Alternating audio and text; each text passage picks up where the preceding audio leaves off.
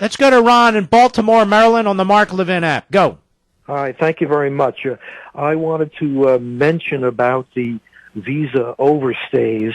I used to work as a government contractor, federal contractor, on a program called U.S. Visit, which DHS has to identify people who overstay their visas. And I can tell you what the process is that they go through in order to find a person who's overstayed his visa. Well, we don't have a lot of time, so hit it. Okay, basically what happens is when someone comes in a country, they fill out a form, and when they leave the country, they fill out another form, and the two forms are supposed to match. And if they don't, then the name of the person goes to this program, this little army of people who look through a bunch of databases. And each database has a list of people who are legitimately overstaying their visa. For example, someone who is changing their visa to a different status, all right, or got it. They're put in jail, or they marry someone, or a bunch of things.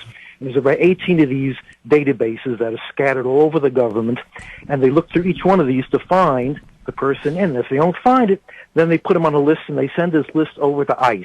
And ICE is supposed to take these people who they can't find legitimate reasons and track them down and throw them out. Track them down and throw them out, correct? Exactly. Now, I attended a House hearing one time that was looking into this, and what they brought out at this hearing was that ICE has about 360 agents to do this, and they get maybe somewhere. And we have about 4 to 5 million people who have violated their visas. Exactly. So what does ICE do? They say, well, they take the ones who they know are national security risks or egregious felonies. Those are the ones they go after, and the other ones, forget about it. They don't do anything. The other ones are going to become citizens if Marco Rubio is president. Isn't that appalling to you? It is. It's terrible. I mean, your chances of getting caught under circumstances, if you don't... and the word goes out, doesn't it? The word goes out. I mean, you might as well buy a lottery ticket. You got a better chance of winning that than getting caught. It's terrible. And if people only knew. So this is why a lot of us don't get along with people in Washington. This is why a lot of us are not only angry but nasty and fed up.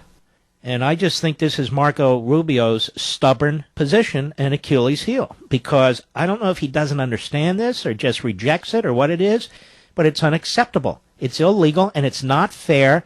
And when a reporter says, what do you do about this? Say, well, we have a law. What we do is we track these people down one at a time and we remove them. You're going to round them up? The answer to that should be, well, what kind of question is that, round them up, like we have a rodeo going on here? That's how we treat anybody who's violated our laws. We go and we find them, including American citizens, right? Right. The problem is we need far more resources to do it. Of course. Less than 400 people tracking down millions, that's an impossibility. So that is created to fail. Yeah, exactly. All right, my friend. I appreciate your call. That was very edifying, I thought.